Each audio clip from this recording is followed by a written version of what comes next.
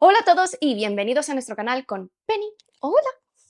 Y yo soy Mary y hoy por fin, y tras mucho pedirlo, os traigo La Yihad Butleriana de Brian Herbert y Kevin J. Anderson. Se trata de una novela de ciencia ficción por estos dos escritores que expanden el universo original de Dune, creado por Frank Herbert, siendo este el primer libro de su trilogía de precuelas Leyendas de Dune. Se publicó en el 2002 y es la cuarta novela que ellos han escrito dentro de su universo expandido. Y aunque en su publicación se convirtió en un bestseller prácticamente de forma inmediata, lo cierto es que la recepción, tanto entre la crítica como el público, es mixta. Y cuando digo mixta es que hay algunas recepciones muy malas, porque lo cierto es que es una novela con muchos problemas y que personalmente creo que es marcadamente inferior al final que le dan a la saga original, y mira que con esos libros tengo problemas para rato, y que encima de ser mal escrito cambia completamente el lore original de Frank Herbert en sus libros originales y en la enciclopedia de Dune, que él mismo hizo el prólogo, así que estaba aceptando el contenido de la misma. En general, los lectores contemporáneos de Dune se llevaron una gran decepción cuando finalmente se publicó este libro, y la verdad es que en Goodreads las críticas de la gente lectora y sobre todo de los lectores que leyeron contemporáneamente a Frank Herbert suelen ser muy duras, y además con muchísima razón. Y de hecho, no me voy a leer nada más esta gente después de leerme esta trilogía. En España está siendo actualmente publicado por De Bolsillo con 640 páginas. Como el resto de las novelas de Dune, está escrito en tercera persona subjetivas, siguiendo diferentes puntos de vista de personajes diferentes que están metidos en tramas diferentes también. Pero a pesar del esfuerzo que hacen para darles profundidad a estos personajes y a la trama y hacer las cosas muy complejas, la verdad es que el resultado es artificioso, forzado, como si estuviese construyendo algo extraordinario, como sucedía también en los libros 7 y 8 de la saga original de Dune, que es extraordinario porque ellos te lo dicen, porque no consiguen construirlo. Y además, la repetición constante de las cosas y la falta de cercanía de estos personajes que se sitúan moralmente pues en un punto muy alto o bien en lo más bajo, lo único que generan en ambos casos es rechazo. Y es que ninguno de los personajes tiene un comportamiento coherente, todos responden a clichés, son completamente planos,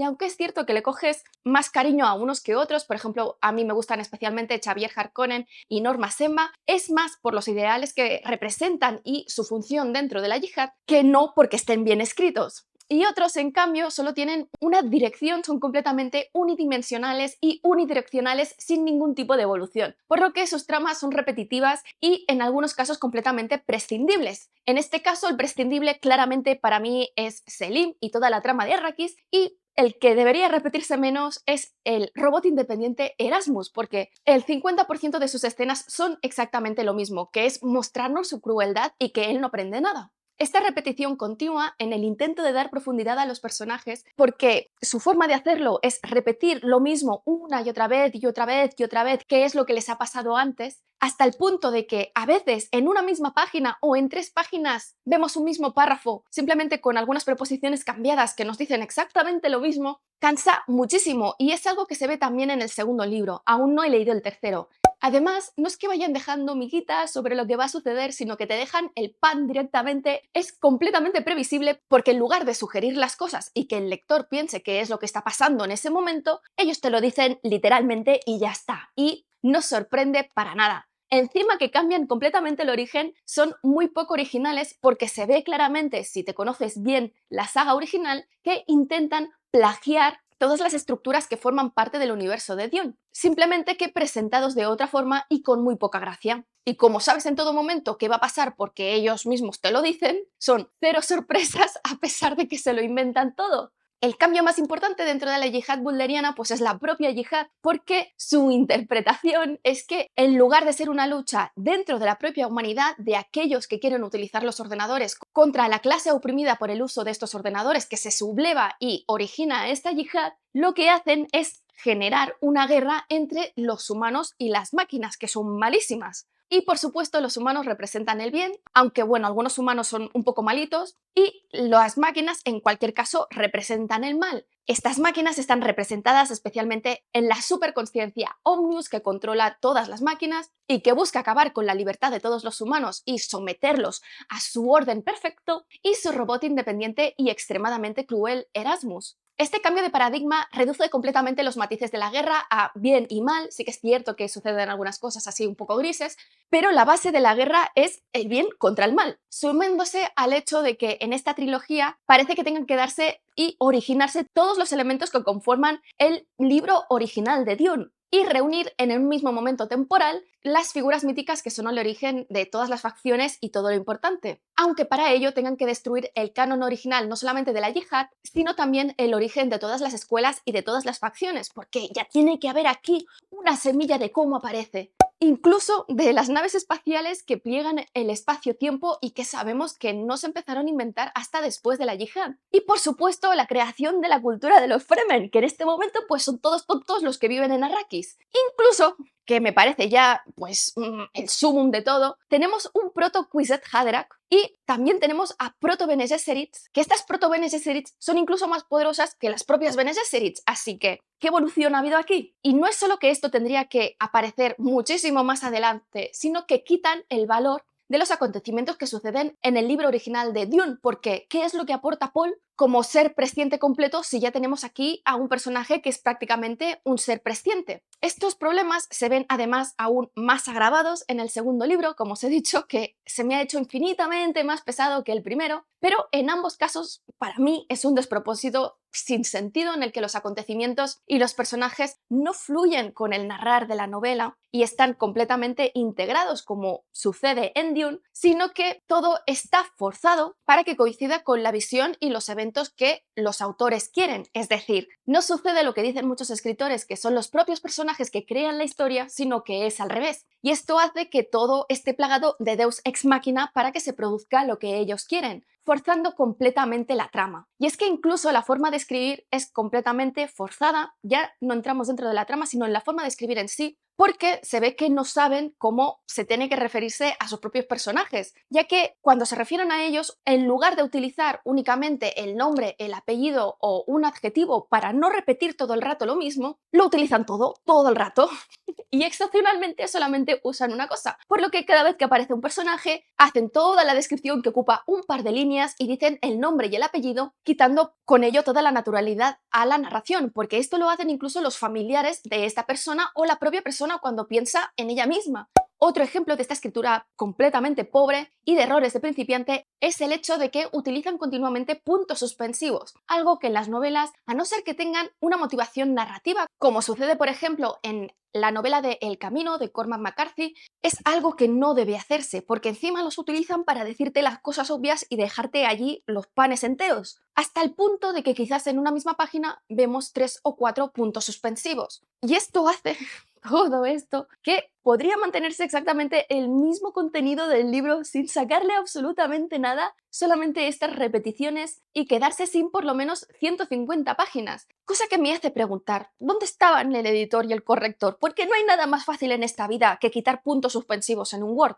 Así que, bueno, ya veis que poco puedo recomendar esta saga, los libros de estos señores, pero voy a hacer las reseñas porque muchos me los habéis pedido, pero no voy a poder evitar utilizar cierto sarcasmo. Que el sarcasmo responde al contenido literal del libro, es decir, no es que yo esté exagerando las cosas. Antes de empezar, un poco de contexto que se nos da sobre todo al inicio, en la introducción, que es de la propia Irulan, y nos explica cómo se ha llegado a la situación actual en la que se encuentra la humanidad. Y es que nos encontramos en la novela ya al inicio que han pasado más de 1000 años desde que la humanidad, o por lo menos una parte importante de ella, ha sido subyugada por esta superentidad artificial llamada Omnius. Omnius posee varios planetas bajo su control, incluyendo la Tierra, que es donde tiene su centro de operaciones, a los que llama mundos sincronizados, mientras que la parte de la humanidad que ha conseguido mantenerse libre y que se autodenomina Liga de los Nobles ha sufrido durante estos 1000 años algunos ataques localizados, pero realmente no han entrado en guerra desde el jaque de 1000 años antes. Esta situación se generó más de 1000 años antes, cuando la humanidad ya se había expandido en el universo y dominaba varios sistemas solares. Pero en su apoyo en los ordenadores y la inteligencia artificial se había vuelto complaciente y quedado completamente estancada y dependía de estos robots y ordenadores para llevar a cabo todas las tareas esenciales de la vida, dejando, en palabras de Irulan, de generar ideas o de vivir.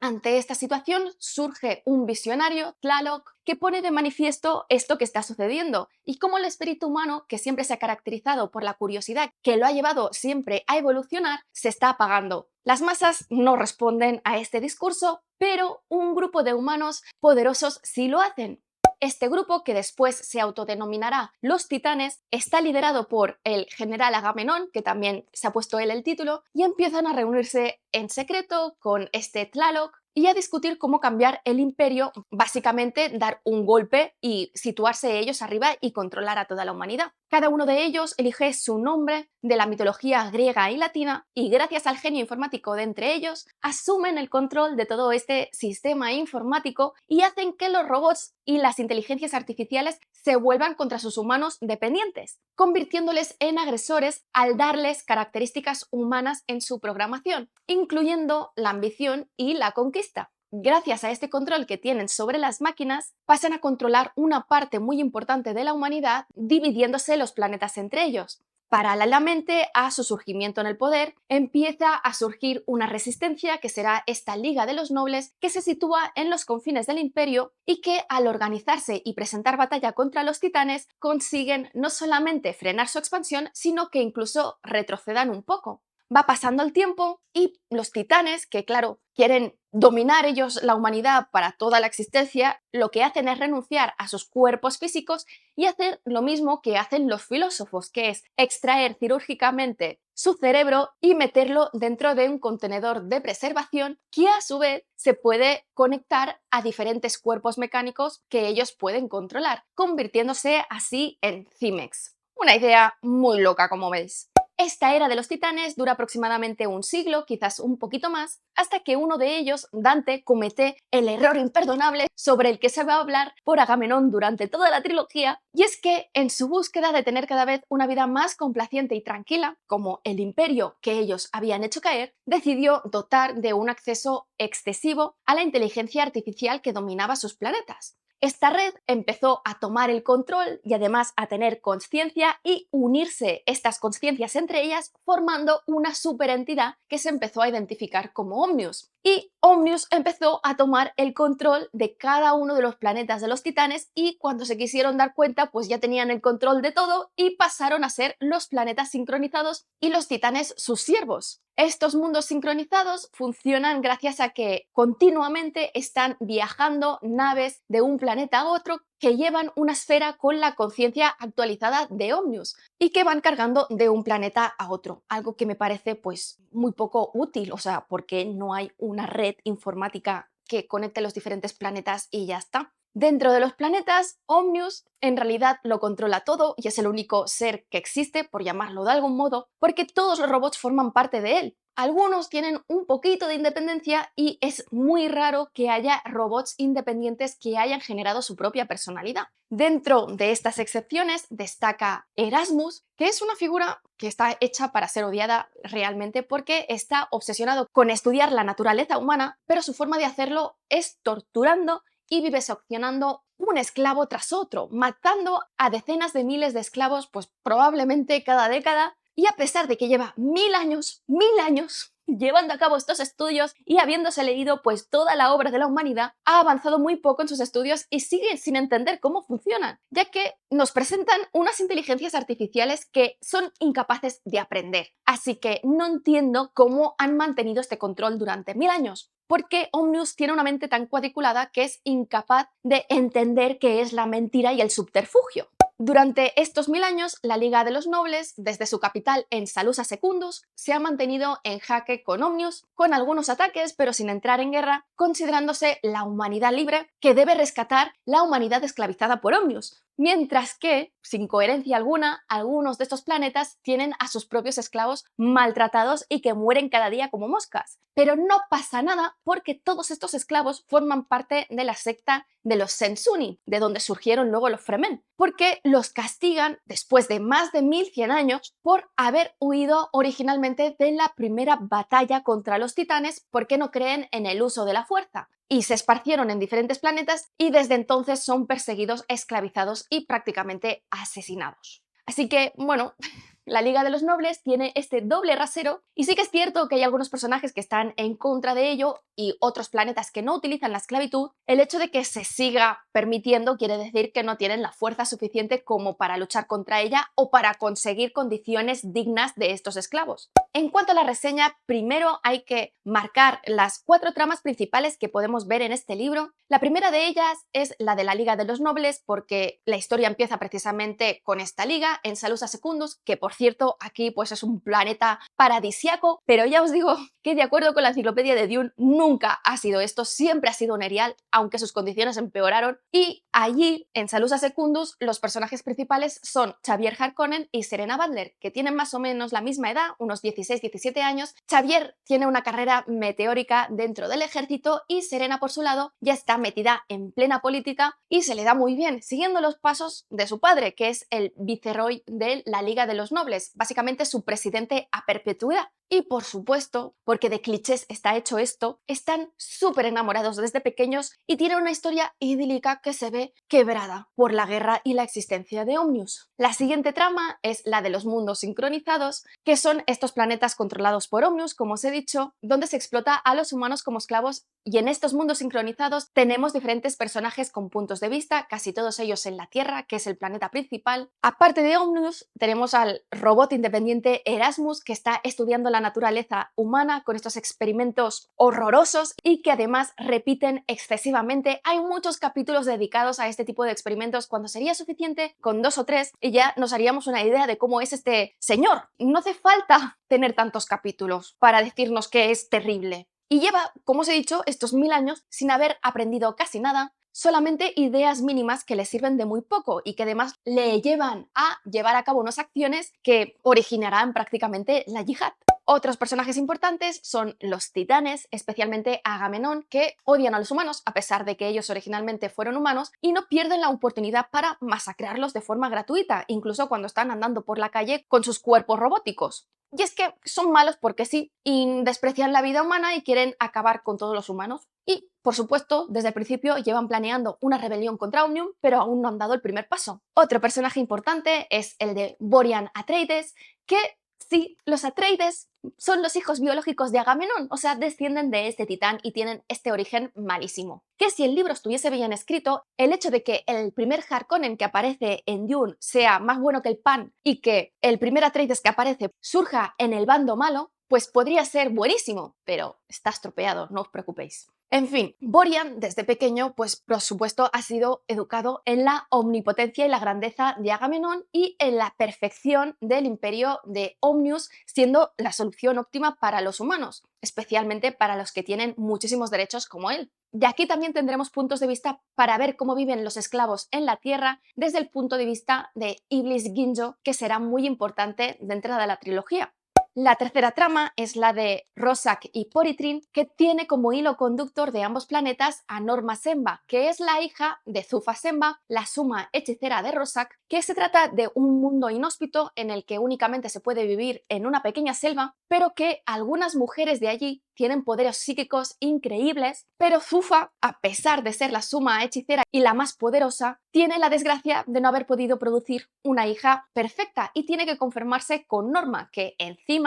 es enana y que es un prodigio de las matemáticas, pero que para ella es algo completamente inútil. Aunque, por suerte para Norma, la pareja de cría de Zufa, Aurelius Benport, que es un magnate farmacéutico del planeta, algo inútil también desde el punto de vista de Zufa, sí cree en Norma y publica sus teoremas matemáticos por toda la galaxia, motivo por el que al inicio del libro es invitada como aprendiz del gran tío Holtzman, ya sabéis, el creador del teorema de Holtzman que se utiliza para todo y que en el universo original nació 7000 años antes. Pero bueno, no pasa nada. Total que Norma se va a trabajar para él al planeta de Poritrin, que es un planeta que funciona a base de esclavizar a los Censunis y que en este libro ya sufrirá alguna revuelta por cómo los tratan, porque básicamente su vida es gratis. Y finalmente, la última trama y la más imprescindible es la de Arrakis, porque no tiene ningún punto de conexión con la yihad, más allá pues, de descubrir la existencia de la melange y que se construyan los Fremen, que no era necesario que se produjese en este punto. En Arrakis nos encontramos con refugiados zensunis que, a pesar de llevar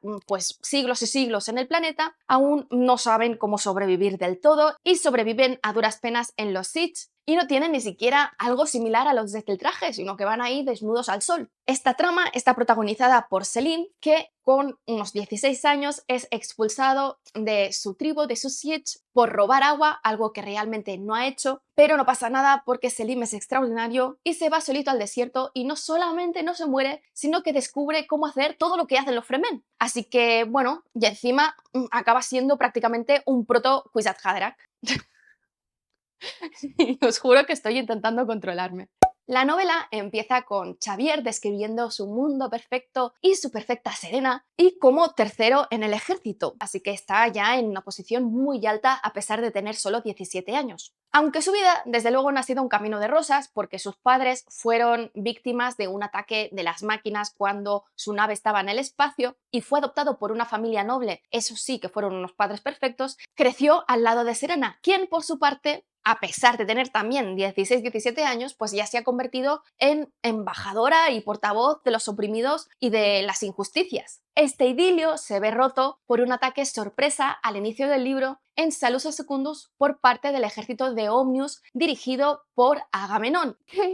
Ya empezamos, o sea, conociendo la existencia de los titanes y que tienen cerebros orgánicos y que existen muchos más Cimex aparte de los titanes que se han ido creando a lo largo de estos 1000 años, a nadie se le ocurrió que el escudo planetario inventado por Holtzman, que funde los circuitos de las máquinas pensantes cuando los cruzan, serían completamente inútiles ante los Cimex y vivían tan tranquilos. Por este motivo, pues varias naves pilotadas por titanes y Cimex entran en la superficie e inician una destrucción increíble porque cada uno de estos Cimex pues es una máquina de matar increíble y matan a decenas de miles de personas solamente a aterrizar y empiezan a atacar puntos estratégicos, mientras el ejército pues no sabe qué hacer y va intentando apagar fuegos sin darse cuenta qué es lo que quiere hacer, pero no pasa nada porque hasta Xavier Harkonnen, que se da cuenta que lo más lógico es que estén intentando destruir la torre que genera los escudos para que puedan entrar todas las máquinas. Así que, cuando el alto mando del ejército es exterminado por uno de los titanes, decide renunciar a proteger a la ciudadanía y defensar esta torre con todos los militares que quedan para evitar que el planeta caiga.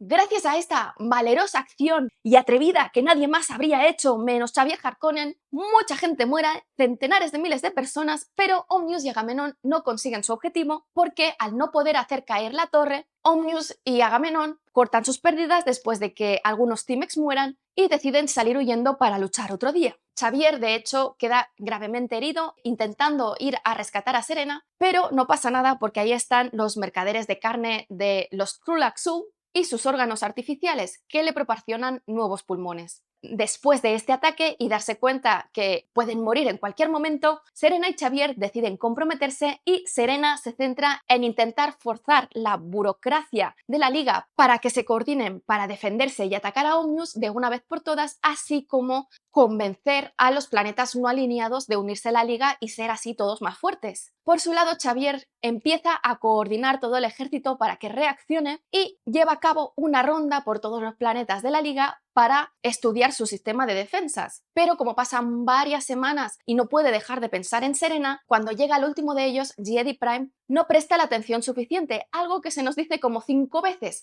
Así que, ¿a que no adivináis cuál va a ser el siguiente planeta a ser atacado? Paralelamente a todo esto, vemos la historia de Norma, que como os he dicho nace en Roszak, pero no tiene poderes, y Zufa Semba, que solamente piensa en cómo destruir a los Cimex con sus poderes psíquicos, está entrenando a otras hechiceras poderosas para que se conviertan básicamente en bombas psíquicas kamikazes, es decir, bombas de un solo uso porque ellas mueren en este intento que al desatar este estallido psíquico acaban con todos los cerebros orgánicos que están a su alcance. Y como persona que únicamente ve esto, menosprecia el genio de su hija porque no le ve la verdadera utilidad, y también con el magnate de su pareja, a la primera por carecer de poderes y encima físicamente ser enana, y al otro por ser incapaz de darle una segunda hija sin defectos a pesar de la selección genética perfecta que ha hecho. Como os he dicho antes, gracias a la intervención de Aurelius Venport, el padrastro de Norma, esta acaba yendo a Porritrin como aprendiz del genio de Tío Holtzman, que resulta ser un poquito estafa y que se está quedando sin ideas y por lo tanto necesita a alguien a quien robárselas, destruyendo así la imagen de este genio que teníamos en el universo original de Dune por una persona ambiciosa, obsesionada con el poder, que no valora la vida humana, especialmente la de los esclavos, que utiliza como de usar y tirar en los experimentos. Norma, como buena heroína, se escandaliza con el uso de los esclavos e intenta utilizarlos lo mínimo posible, pero lo cierto es que a ella lo que le importan son sus matemáticas y pronto descubrirá a Holtzman su mayor intelecto, muy superior al de él, ya que nada más llegar y solamente echado un pequeño vistazo, inventa una forma de convertir estos escudos planetarios en una arma portátil que puedan utilizar el ejército para destruir los circuitos internos de las máquinas pensantes. Tengo que decir además que en este libro Norma es mi personaje favorito con diferencia. Luego ya en el segundo no, pero aquí sí. Mientras tanto, los titanes vuelven a la Tierra con la cola entre las piernas y se presentan ante Omnius, que les recrimina que hayan atacado sin haber planeado mejor porque ha sido una derrota pues desastrosa y que no entiende cuál es la prisa para acabar con los humanos si solo han pasado 1000 años. Ante esta respuesta, los titanes por supuesto se enfadan muchísimo y siguen planeando su venganza, que aún no han llevado a cabo ni siquiera el primer paso, y como están muy enfadados por su camino, pues van destrozando a todos los humanos que se encuentran por su paso, incluso si se tienen que desviar para poder matar a unos cuantos esclavos y sentirse mejor, mejor. En la Tierra también veremos los capítulos de Erasmus, que está haciendo estos experimentos terribles que les sirven de muy poco, con una crueldad gratuita porque sí, con capítulos excesivos que le sirven solo para hacerse el interesante cuando habla de Omnius, porque si él no ha aprendido nada, Omnius aún es más incapaz de entender la naturaleza humana. En estos capítulos conoceremos también a Borian Atreides, que adora a su padre y se dedica a viajar entre planetas en una de estas naves de actualización de Omnius, que está tripulada por el robot Seurat, que ha generado también una personalidad independiente gracias a la interacción con Borian, y que Borian disfruta engañando al robot porque, claro, como los robots son incapaces de aprender o de entender que existe la mentira, pues siempre cae en sus trampas. Borian es un personaje con el cerebro completamente lavado porque al final es lo único que ha conocido, ha leído una vez y otra, solamente he leído esto, las memorias de su padre y sus increíbles hazañas, por lo que lo ve como un héroe y salvador de la humanidad, aunque es cierto que le preocupa un poquito lo que ha pasado con los más de 10 hijos anteriores de Agamenón que murieron cuando lo decepcionaron. Finalmente los titanes consiguen convencer a Omnius de llevar a cabo un nuevo ataque y por supuesto escogen a Jedi Prime, que a pesar de haber hecho los deberes y estar construyendo una segunda torre de escudos como opción de emergencia si la primera cae rápidamente ante los titanes y su población es completamente masacrada, instalando un Omnius rápidamente en el palacio del gobernador. Esta derrota supone un gran golpe para la Liga, pero que se mantiene inactiva por su burocracia y los debates parlamentarios inacabables, a pesar de la insistencia de Serena de que tienen que liberar el planeta. Pero como nadie le hace caso, decide tomar el asunto en sus manos y liderar un pequeño comando con el objetivo de entrar sin que nadie los vea dentro del planeta y activar la segunda torre para que se generen los escudos y Omnius no pueda ayudar al planeta desde fuera y que el ejército de la Liga que llegará para rescatarla pueda vencer rápidamente a las máquinas. Después de una noche fogosa con Xavier y quedarse embarazada la primera, salen sin decírselo a nadie y únicamente le da un mensaje a su hermana pequeña, a Octa, para que se lo dé a Xavier 5 días después, que por supuesto al ver en peligro a Serena convence a toda la Liga para ir a salvarla y por supuesto salvar a Jedi Prime si ha tenido éxito. Todo va saliendo bien y parece que Serena se va a salir con la suya, pero cuando ya está casi hecho, ella y otros del grupo salen a patrullar sin tomar las precauciones necesarias y todos son masacrados por los Simex menos Serena, que al descubrir su identidad es herida, pero es capturada para llevársela a Erasmus y que experimente con ella. El ejército de la Liga, por su parte, llega en el momento esperado y en este ataque Zuffa prepara a su primera discípula para llevar a cabo una explosión psíquica. En estos capítulos iniciales también veremos cómo viven los esclavos de Porythrine y cómo son capturados de sus planetas natales por los malvados Tlulaxa, para luego ser vendidos en estos mercados. En concreto, en este primer tercio veremos la captura de Ismael, un niño de 8 años, en su planeta natal de Harmantotep y que será nuestro punto de vista dentro de la esclavitud en Porythrine. Paralelamente a todo esto, y sin conexión a la yihad para nada, tenemos la trama de Arrakis con las aventuras de este proto-Kwisatz Selim, un huérfano que se ve expulsado del Siege del que formaba parte y que la adoptó cuando era huérfano después de haber robado supuestamente agua, a pesar de que el terrible Naid Darta sabía perfectamente que quien lo había robado era otro, pero lo utiliza a él como chivo expiatorio porque no tiene familiares dentro del grupo. Así que lo condenan al desierto esperando que muera. Pero Salim, que es muy especial, no solamente no se muere, sino que sobrevive los primeros días a base de comer melange y a lo tonto pues descubre cómo montar un gusano. Pero claro, luego no sabe cómo bajarse de él. Así que después de montarlo horas y horas y horas, este gusano finalmente se para exhausto y muere, le arranca un diente y dice, uy, esto podría ser utilizado como arma, aquí está el origen. Y como todo está plagado de Deus Ex Machina, lo ha dejado justo delante de una estación ecológica abandonada que no ha sido tocada durante siglos y que tiene los suministros suficientes como para sobrevivir meses y meses mientras planea su venganza y tiene visiones del futuro gracias a la melange.